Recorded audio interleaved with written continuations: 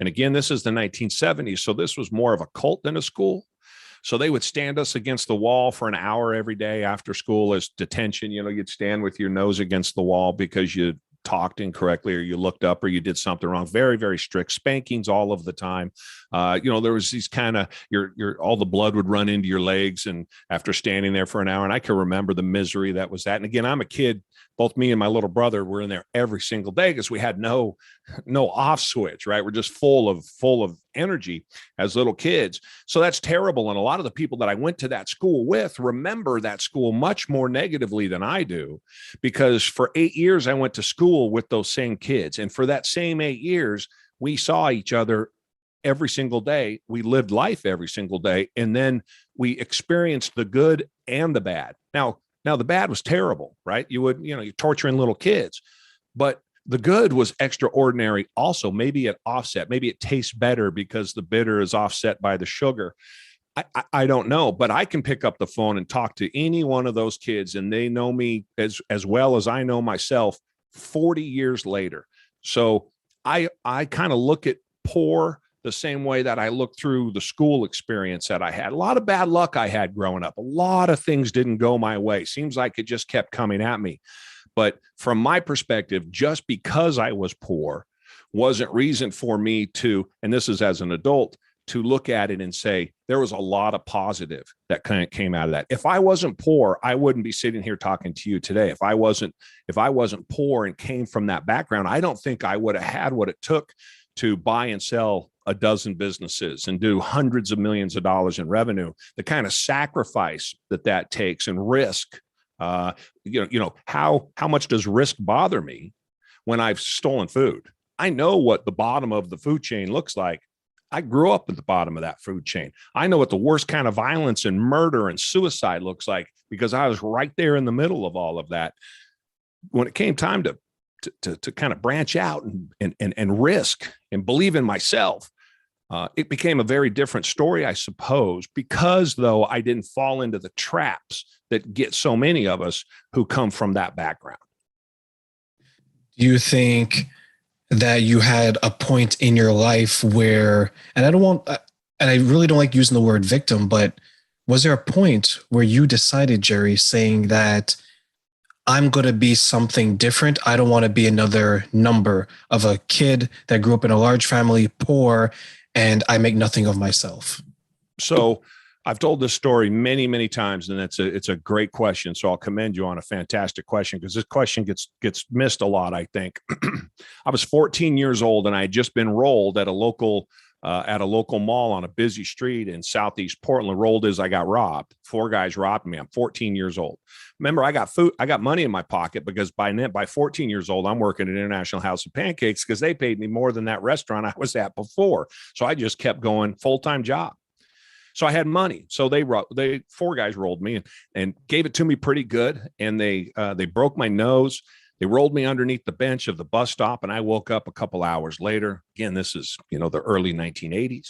And I got on a bus. I woke up, kind of straightened myself up, blood going down my front. It's on my shirt. My eyes are starting to black, when you get it in the face like that.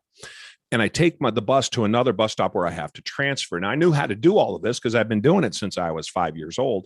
And I passed out under a tree at the next bus stop. I wake up an hour later. It's starting to get dusk. I take another bus down to a transfer point. Now I have a 2-mile walk to get to my house.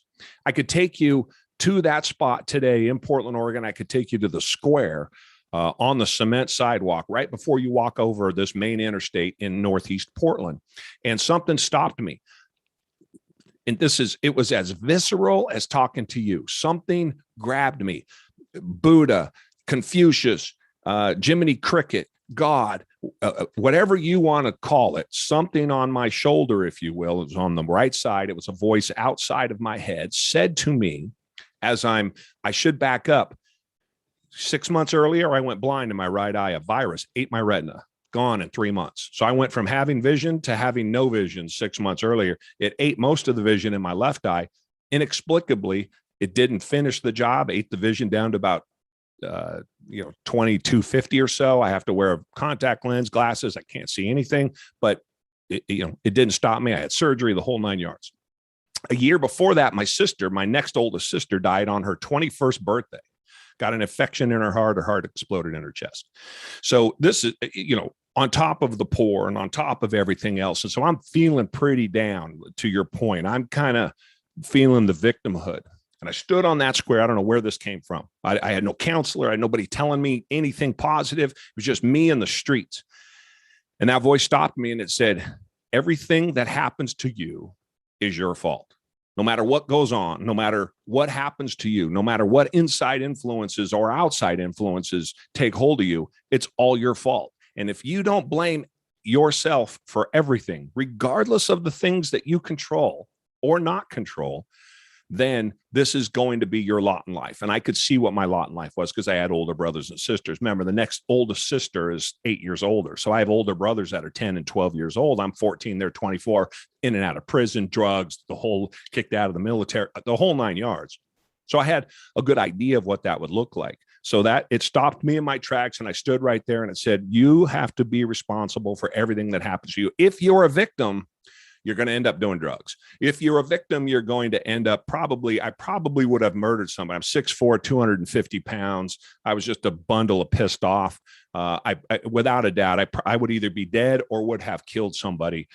Something, I would have done drugs. It would have been some sort of a criminal trade that I would have been involved in 100%.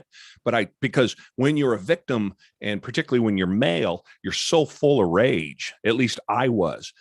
Growing up the way that I did, it was everybody else's fault but my own. And so then you take that on and you're justified in every single piece of bad behavior that you do. You will tell yourself, it's okay, I deserve it. I deserve it because all I got was sugar cereal at Christmas.